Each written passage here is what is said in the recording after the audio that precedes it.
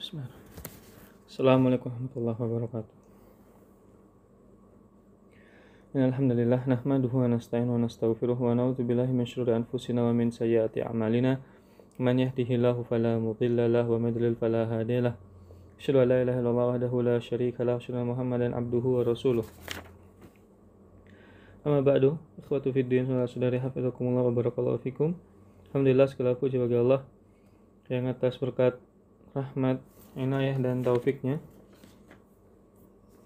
Allah permudah kita kembali untuk melanjutkan pembahasan kitab Safinatun Najah milik Syekh Salim Sumair Al-Hadrami rahimahullah. Yang insyaallah pertemuan kali ini kita melanjutkan tentang hal-hal yang diharuskan bagi imam untuk berniat ya. Kita bacakan ucapan beliau rahimahullah. Qala al-muallif rahimahullah, nafa'anallahu bihi wa bi ulumi fid darain. Faslun alladzi yalzamu fihi niyatul imamati arba'un. Pasal pembahasan tentang yang diharuskan di dalamnya berniat. Ya, seseorang ketika mau jadi imam di situ harus berniat dalam 4 hal. Ya, sebagaimana telah disebutkan pada pertemuan yang lampau bahwa seorang imam boleh dia berniat menjadi imam atau tidak menjadi imam. Ya, lupa berniat misalnya seorang mau menjadi imam, dia lupa adanya jadi imam. Sah tetap sholatnya, tapi tidak dihitung sebagai sholat berjamaah. Adapun makmum, ketika dia menjadi makmum, maka dia harus berniat untuk menjadi makmum. Sebabnya kenapa? Karena makmum, seseorang tidak sah mengikuti gerakan orang lain kecuali dengan sebab dia menjadi makmum. Ya. Di sini ketika imam disebutkan sah dia berniat menjadi imam atau tidak menjadi imam dalam salat-salat secara umum, tetapi dalam beberapa hal imam ini harus berniat benar-benar menjadi imam di 4 hal yang akan kita sebutkan setelah ini. Ya, di salat yang lain imam itu boleh niat jadi imam dan tidak jadi atau misalkan lupa ada berniat. Ketika dia lupa maka dihitung salat sendiri, hilang pahala jamaahnya. Ketika dia berniat maka dia mendapatkan pahala salat berjamaah. Ya, itu salat secara umum. Tetapi dalam 4 hal yang akan disebutkan setelah ini, imam itu harus berniat dia menjadi imam. Kalau dia tidak berniat menjadi imam, maka tidak sah salatnya. Ya. Maka kita sebutkan yang pertama adalah al-jumu'ah, salat Jumat. Seseorang ketika menjadi imam salat Jumat, maka dia harus berniat menjadi imam. Karena ketika dia tidak berniat menjadi imam, seorang imam tidak berniat menjadi imam, dia hanya sholat saja, lupa niatnya menjadi imam, maka tidak sah sholatnya, harus mengulangi sholatnya. Karena sholat Jumat itu syarat sahnya adalah dilakukan secara berjamaah dengan minimal 40 orang misalkan. Akan kita bahas setelah pembahasan ini, mungkin beberapa pembahasan setelahnya. Ya. Jadi dia harus berniat untuk menjadi imam ya, sholat berjamaah. Oleh karenanya, jadi seseorang yang berniat sholat berjamaah, sholat Jumat, maka harus berniat menjadi imam sholat Jumat. Kalau dia jadi imam, kalau jadi makmum jelas ya harus berniat menjadi makmum. Yang kedua adalah al-mu'adah, yaitu mengulangi sholat. Syaratnya adalah dia harus sudah sholat berjamaah sebelumnya. Namanya saja mu'adah, ya, mengulangi. Jadi dia harus sudah sholat sebelumnya, sudah sholat wajib misalkan. Kemudian dia di sini mau sholat lagi. Ketika dia menjadi imam, sholat yang diulang misalkan, dia sholat terlebih dahulu, ikut jamaah fulan misalkan. Atau misalkan dia ikut jamaah yang jamaahnya masih sedikit, mungkin 4-5 orang. Kemudian di waktu setelahnya dia mungkin balik ke kampungnya dan dia lihat orang sholat dengan jumlah yang sangat banyak dan dia dijadikan imam untuk sholat yang mengulang ini, diperbolehkan tentunya. Maka ketika dia menjadi imam di situ dia harus berniat menjadi imam. Kalau tidak maka tidak sah sholatnya. Ya, sebabnya mungkin sebagaimana disebutkan tadi, jamaah yang kedua yang dia sholat itu lebih banyak jumlahnya mungkin, atau lebih banyak ulama mungkin di situ dan dia dipersilahkan, ya, maka dia harus berniat menjadi imam. Kemudian yang selanjutnya, yang ketiga adalah al-manzurah jama'atan, yaitu dia sholat dengan sebab nazar. Misalkan seseorang, saya berniat kalau misalkan dia mengucapkan, kalau saya lulus ujian saya akan sholat isya secara berjamaah di masjid fulan, misalkan demikian. Maka ketika dia berniat seperti tadi, dia harus misalkan demikian, seseorang berkata kalau saya lulus ujian maka saya akan menjadi imam sholat di masjid fulan. Ternyata dia lulus. Setelah dia lulus, maka dia harus sholat di masjid fulan yang dia nazar tadi menjadi imam, dan dia benar-benar harus berniat saya menjadi imam, ya. Tidak boleh kehilangan niatnya. Kalau dia hilang, lupa, tidak berniat, maka nazarnya belum terpenuhi, ya. Jadi ini yang disebut sebagai al-manzurah. Dan tentu nazar adalah suatu hal yang disebutkan oleh para ulama tidak disukai, ya, makruh, karena nazarnya tidak datang kecuali dari orang yang pelit. Kemudian al-mutaqaddimah fil matar, ya, jamak takdim dengan sebab hujan, ya. Misalkan ada hujan deras dan dia meyakini hujan tersebut akan turun, misalkan hujan dari maghrib, dia yakini akan turun hujan sampai isya, ya, dan jarak rumahnya jauh, maka dia boleh jamak takdim, ya. Dan kalau imamnya tidak niat, ya, imam menjadi imam jamak takdim, seseorang ditunjuk fulan menjadi imam jamak takdim, imam tadi harus berniat menjadi imam. Kalau tidak, maka sholatnya tidak sah, karena jamak takdim diikat dengan sholat berjamaah, ya. Jadi demikian.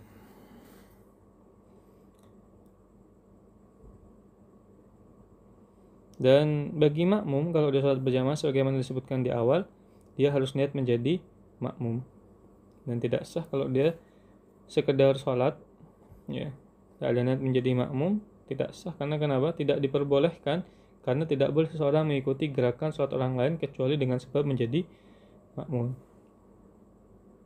Adapun misalkan ada seorang makmum lupa, ya, dia datang ke masjid, buru-buru dia sholat, kemudian dia lupa tidak berniat menjadi makmum, apakah sah? Ya, dia baru berniat mungkin di rakaat pertama. Apakah sah ketika dia langsung berniat di waktu itu menjadi makmum? Para ulama menyebutkan hukumnya sah, cuman makruh. Jadi bisa dihitung tidak mendapatkan pahala jamaah meskipun sah sholatnya.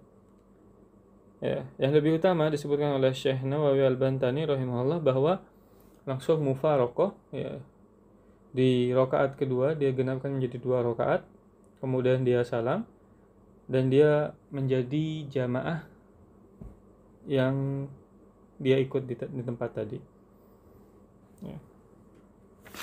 Yang dihitung sebagai masbuk tentunya, dia ikuti 2 rakaat setelahnya dan dia sempurnakan 2 rakaat. Wallahu a'lam. Kemudian kita lanjutkan ucapan muallif rahimahullah. Faslun syurutul qudwati ahada asyara. Syarat untuk mengikuti orang lain itu ada 11. Syarat menjadi makmum maksudnya. Ya, seseorang mau menjadi makmum itu ada syaratnya. Syaratnya ada 11. An la ya'lama butlana salati imamihi bihadatsin aw ghairihi. Dia mengetahui atau dengan zon, ya, dugaan yang kuat, ya, yakin atau dugaan yang kuat, zon, kalau imamnya tidak batal dengan sebab hadas, ya. Kalau dia yakin imamnya tadi tidak batal dengan sebab hadas atau dengan sebab hal-hal yang membatalkan sholat, maka dia boleh mengikuti imam tersebut. Misalkan imamnya bermadzhab Syafi'i. Dalam mazhab Syafi'i menyentuh wanita batal wudu. Kemudian imam tadi tidak sengaja menyentuh wanita misalkan di jalan, dan kita lihat dia menyentuh wanita, maka kita yakin kalau sholat orang itu batal karena dia bermadzhab Syafi'i. Makanya di sini dalam permasalahan mazhab penting karena akan menentukan bagaimana kriteria batal tidaknya sholat seseorang. Ya beda kalau mazhab Hanafi, Hanafi untuk wanita tidak batal. Maka ketika kita yakin imam tadi bermazhab Syafi'i dan menyentuh wanita, batal sholatnya menurut dia, tapi dia lupa tidak wudu, maka tidak boleh kita mengikuti imam tadi. Kemudian yang kedua adalah wa an la ya'taqid wujuba qada'iha alaih, dan tidak boleh berkeyakinan kalau ia harus mengqadha sholatnya. Ya, imam tadi kita tidak boleh meyakini kalau imam tadi ternyata akan mengqadha sholatnya. Misalkan ada seseorang imam, ya, orang jadi imam, ditunjuk jadi imam, dia sudah bertayamum, ya, atau mungkin ditunjuk jadi imam dan imam tadi faqidut tahurain, tidak bisa berwudu, ya, tidak ada air dan tidak ada alat untuk bertayamum.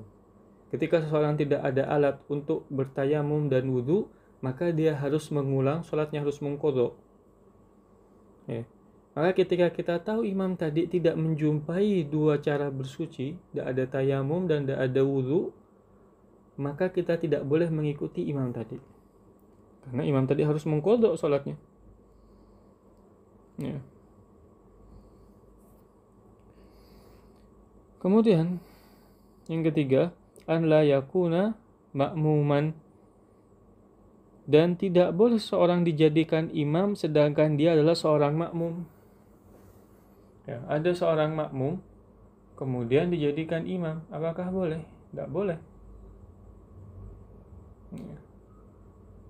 Orang jadi makmumnya imam, fulan menjadi imam, kemudian Alan menjadi makmumnya fulan.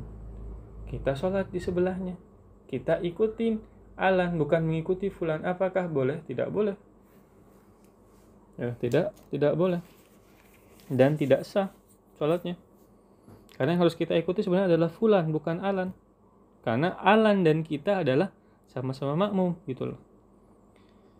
Kemudian wala ummiyan, dan yang menjadi imam tidak boleh orang yang ummi. Ummi adalah seseorang yang tidak bisa membaca Al-Quran dengan fasih, minimal bacaan surat Al-Fatihah. Seseorang yang baca Al-Fatihahnya tidak benar, Alhamdulillahirabbil alamin misalkan, sering kita jumpai. Apakah itu sah? Tidak sah kalau dia dijadikan imam. Ya.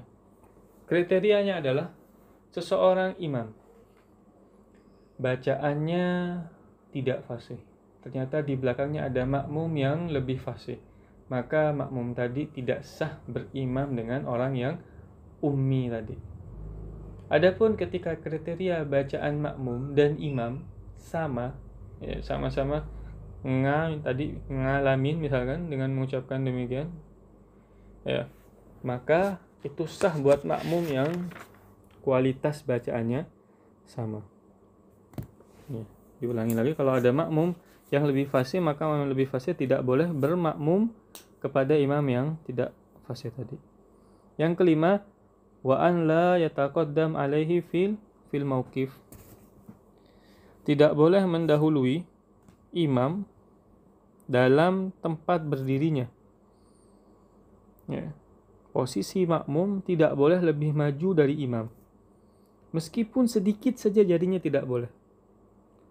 Ya. Kalau makmum sejajar dengan imam, maka disebut oleh para ulama sah tapi dengan hukum makruh. Ya, mungkin di sini kita akan jumpai pendapat misalkan Syekh Albani rahimahullah, seingat kami, yang berpendapat makmum sama imam itu sejajar. Ya. Tapi secara bahasa pun telah jelas bahwa imam itu letaknya di amam, di depan. Maka imam harus lebih maju sedikit. Ya. Adapun pendapat Syalbani, kita tidak berpendapat dengan hal itu karena kita dalam hal ini berpendapat dengan pendapat mazhab Syafi'i, makmum harus lebih mundur sedikit daripada imam. Kalau sampai makmum itu lebih maju daripada imam, langsung batal di waktu itu pula. Ya. Sejajar saja hukumnya disebut sebagai makruh, bahkan disebutkan oleh Syekh Nawawi Al-Bantani tidak mendapatkan pahala berjamaah karena makmum harus mundur sedikit. Ya. Maka kuling kita saling menghormati perbedaan yang ada. Ya, pendapat Syalbani, ya seseorang mau taklid dengan Syalbani dipersilahkan, tapi kita juga berpendapat dengan pendapat hal ini, tidak boleh merasa paling benar sendiri tentunya. Ya, saling memaklumi satu dengan yang lain, supaya tidak banyak terjadi keributan dalam permasalahan hal ini. Tapi kalau misalkan masjid itu sudah umum, ya makmum imamnya lebih maju daripada makmum, maka kita jangan salah-salahkan. Ya. Karena hujjah begitu kuat dalam hal ini. Kemudian selanjutnya, wa an ya'lam al-intiqalati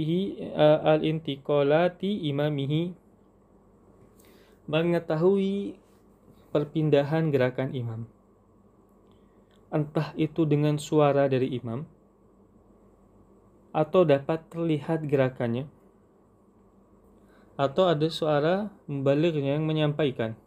Ya, biasanya kalau zaman dahulu kalau masjid itu sangat besar, maka setiap beberapa shaf ada yang menyampaikan sampai ke belakang.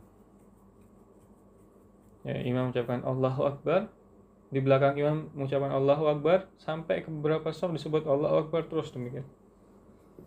Atau mungkin zaman sekarang sudah ada mic misalnya, maka diperbolehkan. Ketika ada makmum yang buta misalnya, bagaimana sholatnya? Ya, dia kan tidak bisa melihat pergerakan imam. Maka bagaimana sholatnya? Maka harus ada orang di sebelahnya yang memberikan isyarat dengan mengusap misalkan. Ya, atau mungkin tuli, maka bagaimana caranya? Harus ada yang memberikan gerakan di sebelahnya. Kalau tidak, maka bagaimana dia bisa mengetahui gerakan imam? Dan dalam hal ini pula, keluar dari pendapat ini adalah seseorang misalkan yang memperbolehkan sholat menjadi makmum dari radio misalkan, sebagaimana pendapat Syekh Walad Didiu hafizahullah. Baru-baru ini dalam permasalahan corona, beliau berpendapat makmum, orang boleh menjadi makmum dengan imam dari radio. Ya. Tentu beliau menyelisihi banyak ulama. Beliau berpendapat bahwa orang yang buta ya, bisa mengikuti suaranya imam yang tidak dia lihat. Ya, maka setelah ini ada penjelasan yang lain, ya, bahwa harus ada di satu tempat, di satu masjid. Dan pendapat Syekh Walad Didiu menyelisihi hal ini. Tentu kita saling menghormati dengan keilmuan beliau, hafizahullah.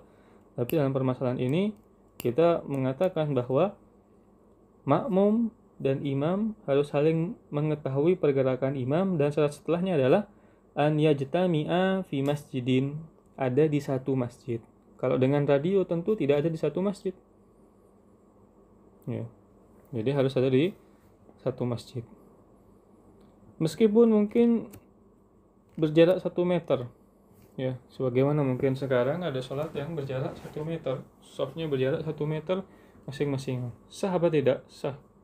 Terlebih ketika ada permasalahan seperti ini, ada wabah, maka sah dengan berjarak yang demikian, selama ada dalam satu masjid. Ya. Kemudian au fi thalathati mi'atin dhira takriban, atau berjarak 300 dhira. Satu masjid itu berjarak 300 dhira atau kurang lebih 180 meter. Ya, karena dihitung dekat dalam mazhab Syafi'i, ya, masih dalam lingkup yang dekat antara imam dan makmum. Dalam mazhab Syafi'i khususnya adalah jaraknya 300 dhira. Yang kedelapan, an yanwiya al-qudwah awil jamaah, yaitu seorang makmum harus berniat mengikuti imam atau sholat berjamaah. Ya, kalau makmum tadi tidak mengikuti imam, tidak ada niat untuk mengikuti imam atau sholat berjamaah, maka tidak sah. Kemudian selanjutnya, wa an yatawafaqa nadhmu salatihima, yaitu seorang makmum harus mengikuti gerakan sholat imam. Gerakannya sama. Sehingga keluar dari hal ini adalah seseorang makmum, misalkan dia mendapati imam sedang sholat gerhana, apakah boleh dia sholat zuhur di waktu hal tersebut? Imam lagi sholat gerhana, dia kemudian datang, langsung ikut sholat menjadi makmumnya imam tadi yang sholat gerhana, apakah sah? Tidak boleh. Kalau dia sholat zuhur, harus sama. Posisi, gerakan, dan bacaan serta cara-cara sholatnya harus sama. Zuhur sama-sama zuhur, gerhana sama-sama gerhana, demikian. Adapun misalkan seorang imam sholat zuhur, sholat ba'diyah zuhur misalkan, kemudian ada orang datang mau sholat zuhur, boleh apa tidak? Boleh. Nah, dalam hal ini beda niat tidak masalah, yang penting gerakannya sama, sehingga yang imam tadi sholat sunnah, yang dia sholat wajib. Sehingga suatu hal yang kurang tepat kalau ada orang datang telat di masjid, mendapati ada orang sholat sunnah, kemudian sholat sunnah memberikan sholat dengan tangannya, ibarat lagi memberitahu kalau saya sholat sunnah, demikian, maka itu kurang tepat. Boleh seorang imam sholat sunnah, makmumnya sholat wajib. Kemudian selanjutnya, wa an la yukhalifahu fi sunnatin fahisyah, setelahnya tidak menyelisihi imam dalam sunnah-sunnah yang terlihat buruk. Li mukhalafah, yang terlihat buruk kalau diselisihi. Misalkan imam tidak tasyahud awal. Tasyahud awal termasuk sunnah abad, sebagaimana telah kita sebutkan. Imamnya lupa, rakaat kedua tidak tasyahud awal, langsung berdiri ke rakaat ketiga, maka setelah berdiri imam tidak boleh kembali duduk, sebagaimana disebutkan. Kemudian makmum tadi mau tasyahud, maka tidak boleh. Kenapa? Karena tampak dibenci perselisihan dalam hal ini. Imamnya berdiri, dia duduk. Harus sama-sama berdiri, nanti diganti dengan sujud sahwi. Berbeda ketika seorang imam itu sedang kunut, tidak kunut. Imam tidak kunut, sami Allahu liman hamidah, langsung sujud, maka makmum masih boleh kunut, karena tidak terlihat perbedaan yang mencolok dalam hal ini. Allahu a'lam. Yang ke-11 adalah wa an yutabi'ahu, yaitu dia harus mengikuti gerakan imam. Disebut mendahului berarti tidak boleh harus membarengi gerakan imam, sehingga tidak boleh seorang makmum mendahului gerakan imam. Yang mendahului gerakan imam, maka makruh hukumnya, bahkan bisa batal gerakannya, bisa batal salatnya. Ketika seseorang imam belum takbiratul ihram, lagi mengucapkan Allah, kemudian makmum mengangkat tangannya Allah juga, maka batal salatnya makmum. Selain itu, mendahului gerakan imam hukumnya adalah makruh dan kehilangan pahala salat berjamaah. Wallahu a'lam. Mungkin sampai sini yang bisa sampaikan. Ada benar tentang Allah Subhanahu wa taala, ada salahnya karena kekurangan ilmu saya miliki. Wabillahi taufiq wal hidayah. Assalamualaikum warahmatullahi wabarakatuh.